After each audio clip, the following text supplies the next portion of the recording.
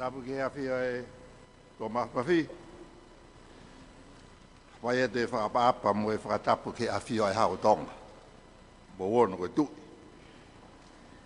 Ai re kuini. Raspau koe kuini ke talo ni o tonga. Tapu ke he sea kātongan. Sendo sesi. Te kukore ke uwhanga whakatapu kakata. Au whaki he pure korisi ko se atau tai. Ai whakamonu e koloa ko inasia i he kātoanga mamalun. Ko whai whakamalo, whakasai ki o tua mafi. Whakalai koi whiua le re a Fiona. Toi haa e rea i he tau seni tūri koeni.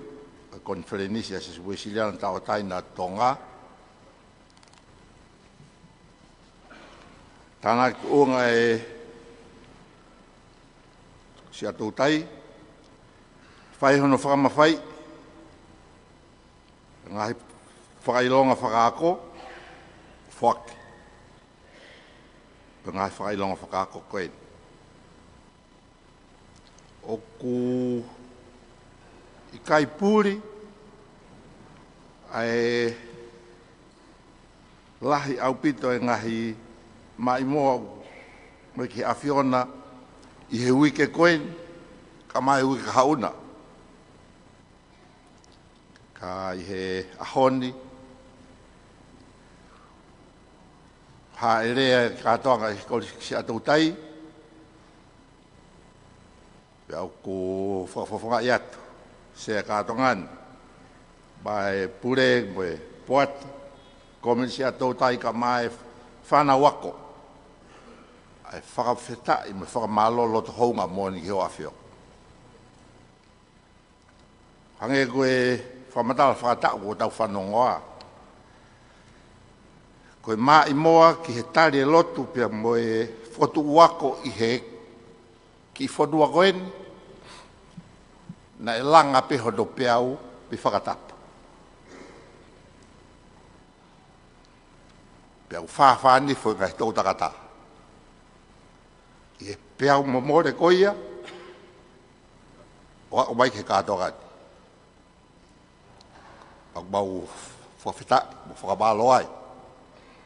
Taki mua pe e whare o tupou, i he polokalamba koe ni koe whakaakoi. Whakalotu i horo kakai. Pau la vea he ahoe di bau whawheta. Dakai ke tau ihe di he tau te au kohiri. Konferenisi ulaki. Sia sini. Kako tau tolu wini ku tau ihe. Awhio e hau tonga. Tai le kuini. Tau lau modu, lau tāpuaki. Oku tau mui pa ku tau kei whawhani whai. La venga i tau tangata. Ata e whamalo mo i whakawhetai o awhio. Tauangi kei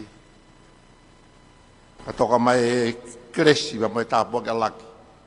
Ui ngahi mai moa o ku hanga mai ki o awhio i he weekend mai ui ka hauna pe hoko atu. Mai moi he ki whunuani, lewa whakahoha a kau tatau atu.